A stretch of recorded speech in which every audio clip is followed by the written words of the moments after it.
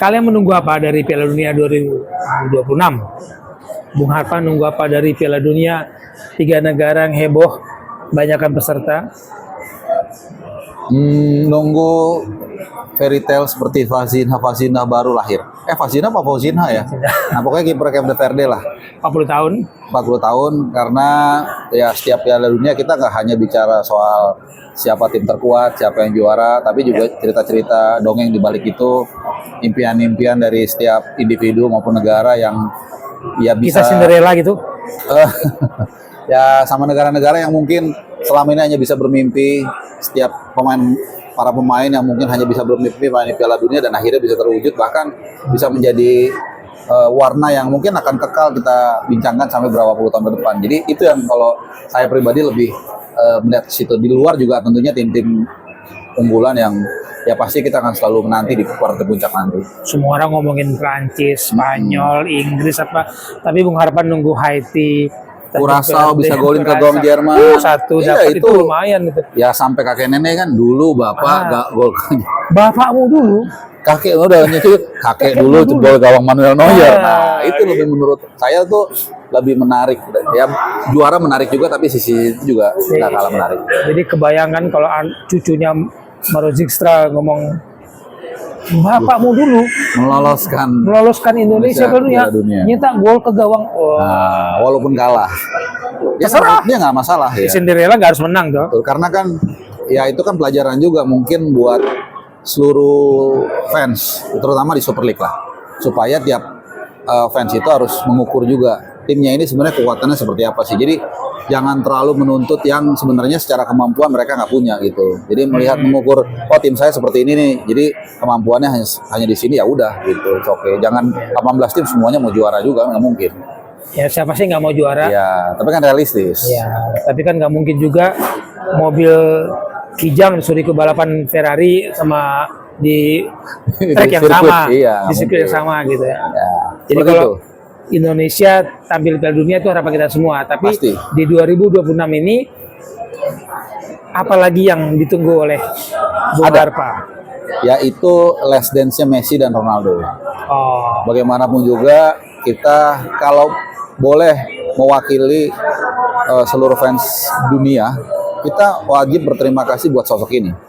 Karena dua sosok ini pasti sampai nanti di mana kita finish dalam hidup ini, itu akan selalu menjadi cerita kita di era 2000-an.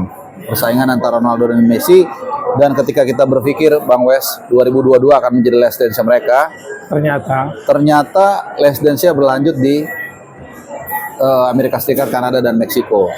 Dan takutnya Ronaldo masih main sampai umur 60 kalau nggak juara-juara.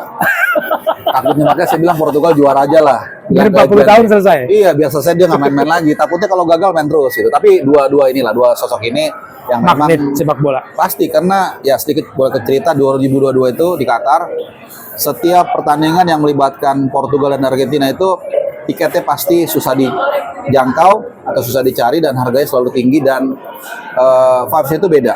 Di stadion itu waktu itu saya lupa, pokoknya salah satu pertandingan Portugal lah. Gonzalo Ramos striker, CR7 cadangan. Begitu dia pakai rompi pemanasan di layar itu satu stadion langsung berdiri semua ambil gambar. Dan di Messi pun seperti itu, karena saya nonton kalau nggak salah 3 pertandingan Argentina, 2 mungkin pertandingan Portugal, selalu seperti itu. Begitu Messi Ronaldo bola langsung pas stadion itu langsung elektrik. Beda vibe-nya. Iya. Nah ini the last yang kita ingin tahu sebenarnya, kok Bung Harpa ada di Indonesia, bukan di sana, di Amerika kayak di Meksiko kayak di Kanada kayak, apa alasan Bung Harpa ada di Indonesia? Karena selama ini yang saya tahu mau final Liga Champions ada dia. Kemarin ini saya dikasih nih mana balikinnya? Gini ya. Ini Arsenal ya, benar. Arsenal. Dia datang sana di Piala Eropa, dia pulang bawa oleh-oleh buat saya, Shell juga. Saya ini jujur nih, bawa oleh-oleh Bang Wes itu yang senang saya mungkin. Mungkin Bang Wes senang, saya lebih senang lagi.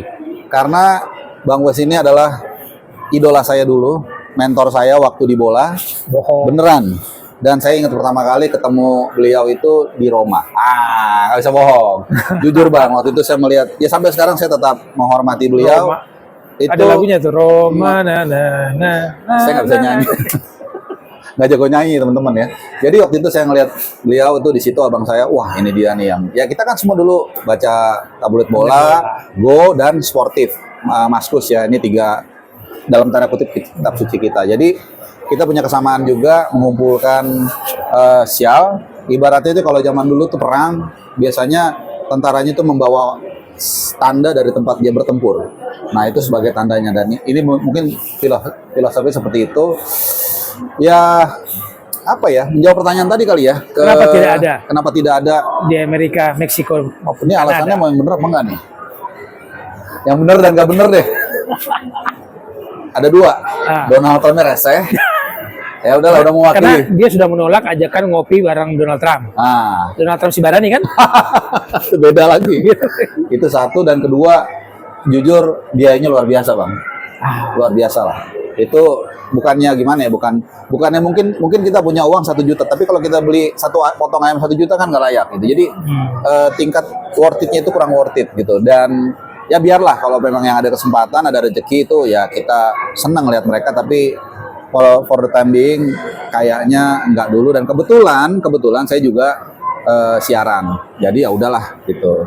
Jadi hanya apa ya, hanya mungkin menikmati teman-teman yang di sana, laporannya itu kita tunggu, karena kita juga yang sering di lapangan kan, kerap memberikan informasi ke lapangan, dan saatnya kita sekarang mendengarkan itu, dan rasanya memang menyenangkan juga. Jadi kita bisa melihat dari 2 sisi begitu. Karena kita kebayang repotnya, capeknya, itu liputan di satu negara Amerika aja luasnya luar biasa. Ini 3 negara dengan kerepotan yang berbeda. Jadi tidak semudah itu memberikan laporan liputan di event besar yang negaranya itu luas, atau apalagi 3 negara. 3 negara. Piala Dunia besok Maroko, bahkan sebenarnya 6. Jadi awal pembukaan itu kan Uruguay salah satunya sebagai centenario atau 100 tahun Piala Dunia. Lalu kalau nggak salah Argentina dan Kolombia atau Uruguay. Pokoknya 3 negara lah. Salah satu udah pasti Uruguay. Jadi 1-2 pertandingan aja pembukaan, baru kemudian di Iberia, Spanyol, Portugal, dan juga Maroko. Sisanya itu di situ semua. Dari yang saya dengar sih, ya pertama secara visa lebih gampang lah Schengen. Dan Schengen itu langsung meliputi 2 negara kan, Portugal dan Spanyol. Maroko saya nggak tahu. Dan yang kedua, katanya mereka mau mereduksi harga tiket dari yang di Amerika Serikat. Karena dari yang Qatar itu katanya naiknya sampai 3 kali lipat gitu. Dari yang Qatar. Kalau Qatar juga, ya kalau Qatar oke lah. Mungkin kalau normalnya itu sekitar 3-4 juta gitu. Sekarang tuh kan 8-10 juta di yang official. Kalau udah second market itu kayak di Viagogo atau T-Box tuh udah 20 jutaan di babak grup. Karena saya pernah lihat konten ada yang beli tiket sampai 1.100 sampai 1.400 dolar. Itu di babak grup loh. Fase grup. Ya misalnya Korsel lawan Ceko gitu. Nanti pasti kan makin naik lagi. Plus kalau nanti timnya udah ketahuan tuh, misalnya paling engagementnya paling tinggi itu kalau Argentina sama Portugal lah, less than Messi Ronaldo, itu pasti lebih accelerate lagi harganya naik. Di black market gila itu ya. Wah gila. Itu bisa final, seandainya final itu Argentina lawan Portugal, mungkin 1 miliar kali tiketnya paling murah. Mungkin ya. Tapi itu secara marketing enak banget. Iya. Secara magnet sepak bola itu enak banget. Kalau untuk kita nonton lihatnya sih enak. Untuk beritanya, untuk engagementnya, untuk marketingnya mereka generate duit yang lebih besar. Tapi untuk nontonnya males. Waduh. Ya kan nggak sedikit orang yang punya duit 1 miliar kan. Tapi kan apakah worth it untuk nonton 1 pertandingan kan gitu.